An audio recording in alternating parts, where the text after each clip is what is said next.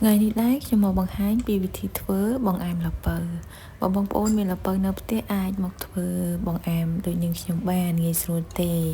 គ្រឿងផ្សំរបស់យើងគឺមានល្ពៅដែលយើងបានចិតស្អាតហើយយើងមានខ្ទិះដូងយើងមានខ្ទិះដើមនិងខ្ទិះចុងយើងមានអំបិលបន្តិចយើងមានស្ករសហើយយើងមានម្សៅផងដែរយើងដាំទឹកឲ្យពុះបន្ទាប់មកយើងដាក់ល្ពៅយើងចូលយើងស្ងោរវាឲ្យឆ្អិនបន្ទាប់មកយើងដួសចេញហើយយើងកិនល្ពៅយើងឲ្យម៉ត់ចំពោះល្ពៅនេះយើងអាចកិនដោយដៃក៏បានអាចយកទៅក្លុកក៏បានដែរបន្ទាប់ពីល្ពៅយើងម៉ត់ហើយយើងយកម្សៅយើងទៅដាក់លាយឲ្យសមល្មមយើងលាយឲ្យល្មមឲ្យទន់ល្មមបងប្អូនបន្ទាប់ពីលាយម្សៅរួចហើយយើងដាក់ដាំទឹកយើងដាក់អំបិលបន្តិចហើយយើងមូលម្សៅរបស់យើងលាយជាមួយល្ពៅហ្នឹងតាមទំហំតូចល្មមបងប្អូន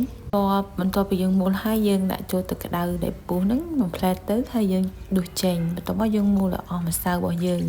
បន្ទាប់មកអស់ម្សៅហើយយើងមកដាក់ដាំទឹកខ្ទិះរបស់យើងដាក់ខ្ទិះចុងជាមួយនឹងទឹកតើយហើយដាក់ស្ករសចូលបន្ទាប់មកយើងទុកទឹកខ្ទិះរបស់យើងនឹងឲ្យពុះទៅហើយយើងដាក់ខ្ទិះដើមចូលអញ្ចឹងបន្ទាប់ពីវាឆ្អិនហើយយើងយកបង្អែមយើងដាក់ចូលគ្នាទៅគឺបានហើយបងប្អូនគឺងាយស្រួលធ្វើទេហើយចំពោះការធ្វើងាយស្រួលហើយរសជាតិឆ្ងាញ់ទៀតបងប្អូនអាចចូលទៅអនុវត្តធ្វើនៅផ្ទះបានវីដេអូរបស់នាងខ្ញុំគឺមានតែប៉ុណ្្នឹងទេអរគុណច្រើនបងប្អូនដែលបានទស្សនាកុំភ្លេចជួយទៅ follow page នាងខ្ញុំផងណាអរគុណច្រើនជម្រាបលា